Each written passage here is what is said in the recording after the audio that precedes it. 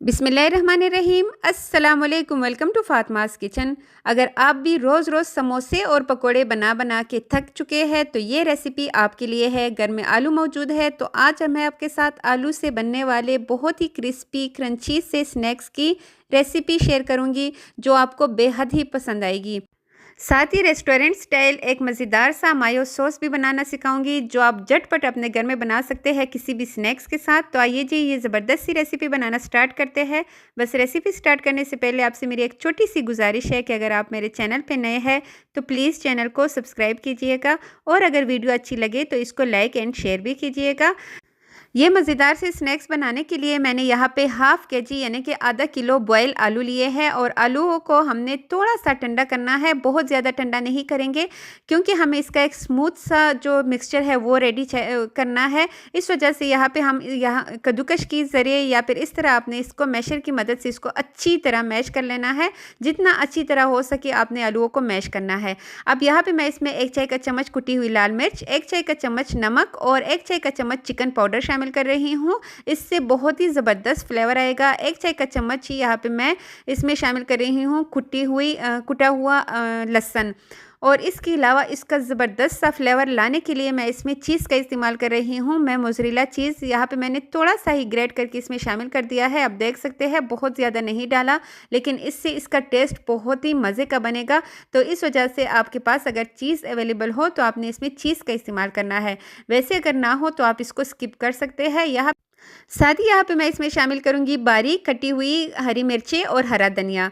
3 table spoon इसके बाइंडने के लिए मैं इसमें शामिल करूँगी कॉर्नफ्लोर। कॉर्नफ्लोर से ये होगा कि ये मिक्सचर बहुत ही ज़बरदस्त सा रेडी होगा और ये मतलब इसके अंदर ऑयल बहुत ज़्यादा नहीं जाएगा। तो 3 टेबल स्पून आपने पहले डालना है। अगर आपको लगे कि फिर भी ये पतला सा पेस्ट रेडी हो रहा है फिर आप इसमें मज़ीद 1 टेबल स्पून शामिल कर सकते हैं कॉर्नफ्लोर और भी।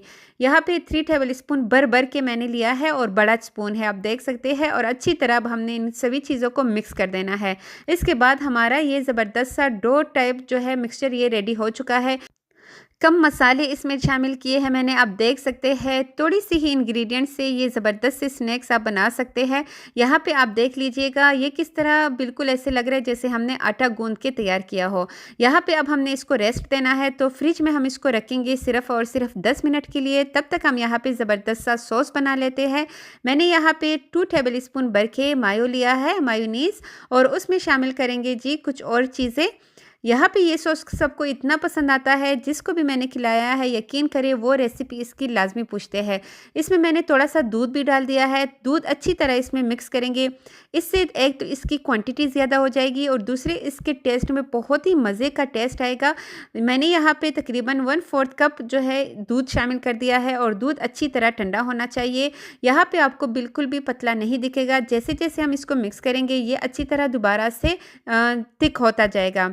अब यहाँ पे मैं इसमें शामिल करूँगी 1 खाने का चम्मच भर के केचप और साथ ही यहाँ पे आधा चाय का चम्मच ही ग्रेट किया हुआ लहसुन और आधा चाय का चम्मच ही हम इसमें कुटी हुई लाल मिर्च शामिल करेंगे और अच्छी तरह इन सभी चीज़ों को मिक्स करेंगे। ये सॉस जो है आप किसी भी स्नैक्स के साथ एंजॉय कर सकते हैं। फिंगर फ्राइज़ हो या फिर कोई भी स्नैक हो, आप उसके साथ आपको इसका फ्लेवर बहुत ही मज़े का लगेगा। अब यहाँ पे आलू का मिक्सचर भी अच्छी तरह सेट हो चुका है। मैंने एक प्लास्टिक लिया है, उसका एक ही साइड हमने लेना है और उसके ऊपर हम थोड़ा सा कॉर्नफ्लोर डालेंगे। उसके बाद अपना तैयार किया हुआ मिक्सचर जो है इसके ऊपर रखेंगे और बिल्कुल डो की फॉर्म में है, इस वजह से यहाँ पे हम इसको बेलन की मदद से बेलेंगे। ऊपर भी मैंने थोड़ा सा कॉर्नफ्लोर डाला है और अब हमने इसको बिल्कुल इक्वल करना है, हर एक साइड इक्वल होनी चाहिए। वैसे आप यहाँ पे अपनी तरफ से कोई भी शेप इसको दे सकते हैं। आप इसको स्क्वायर में भी बना सकते हैं, उससे भी इसका जो लुक है बहुत ही मज़े का आएगा। लेकिन यहाँ पे मैं इसको मिनी समोसे की शेप दूंगी, ट्रायंगल की शेप। तो यहाँ पे इसके कॉर्नर्स को काट लेते हैं, उसको दोबारा से इकट्ठा करके दोबारा से हमने उसके ऐसे ही बेल लेना है और के ऐसे ही ट्रायंगल से बना लेने हैं। अब चाकू की मदद से या फिर पिज़्ज़ा कटर की मदद से हम इसकी कटिंग कर लेंगे। यहाँ पे आपके अपने चॉइस पे है, आप इसको कितना बड़ा रखना चाहते हैं या फिर आप इसको कितना छोटा रखना चाहते हैं। यहाँ पे सिंपल हमने इसकी कटिंग करनी है। पहले हम इसके स्क्वायर्स बनाएंगे और फिर उसके बाद दरमियान में कट करके हम इसके ट्रायंगल बना लेंगे। तो आप यहाँ पे कोई भी अपनी मर्ज़ी का शेप्स दे सकते हैं। ऐसे ही करके पहले हमने सारे शेप तैयार कर लेने हैं, उसके बाद ही हम इसको फ्राई करेंगे, क्योंकि फ्राई करते हुए हमें बहुत एहतियात की ज़रूरत होगी। ये तो ऑलरेडी कुक आलू है, इसके ऊपर हम कोई भी कोटिंग नहीं करेंगे, बस हमने सिंपल इनको फ्राई करना है। अब देख लीजिए जी, यहाँ पे हमने ज़बरदस्त से इसके शेप्स जो है वो सारे रेडी कर लेने हैं।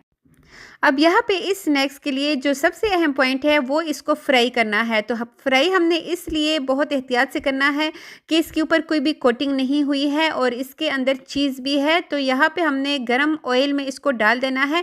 अगर आप इसको ऑयल को बहुत ज़्यादा मतलब गरम नहीं करेंगे तो ये जो है अंदर से खुल जाते हैं ये स्नैक्स। इस वजह से आपने फ्लेम हाई रखनी है और आपने इसको सिर्फ और सिर्फ 1.5 से 2 मिनट देना है। ज़्यादा टाइम देंगे तो इसका कलर बहुत ज़्यादा डार्क हो जाएगा।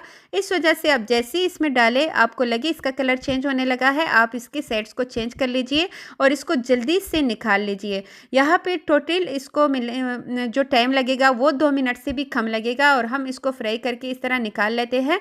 यहाँ पे अगर आपको थोड़ा सा भी टाइम ज़्यादा लगेगा तो इसका जो कलर है वो बहुत ज़्यादा डार्क हो जाएगा, जो देखने में बिल्कुल भी अच्छा नहीं लगेगा। और अगर आप इसको लो फ्लेम पे पकाएंगे तो ये खुल जाएगा। तो इस वजह से आपने फ्राई करते हुए इन दोनों बातों का बहुत ही ज़बरदस्त सा ध्यान रखना है। और इसके बाद सारे स्नैक्स हमने फ्राई कर लिए हैं, साथ साथ खाते भी जा रहे हैं बच्चे। तो यहाँ पे हमने इसके साथ वही मायो सॉस भी रख दिया है। इतना ये मज़े का मायो सॉस और इतना ये मज़े की स्नैक्स बनते हैं। आप एक बंदे को भी इतना फुल प्लेट दे देना, यकीन करें उसका पेट हरगिज़ नहीं भरेगा। बहुत ही मज़ेदार से स्नैक्स है, हल्के-फुल्के और बहुत ही कम इंग्रेडिएंट्स के से बनने वाले ये स्नैक्स आप बहुत ही आसानी से बना सकते हैं। तो आपने जल्दी से किचन में जाना है। आज की इफ्तारी में आपने ये ज़बरदस्त से स्नैक्स बनाने हैं, अपनी वाह वाह करवानी है। तो अगर वीडियो अच्छी लगी हो तो लाइक, शेयर एंड सब्सक्राइब लाजमी कीजिएगा। Thanks for watching. अल्लाह हाफ़िज़।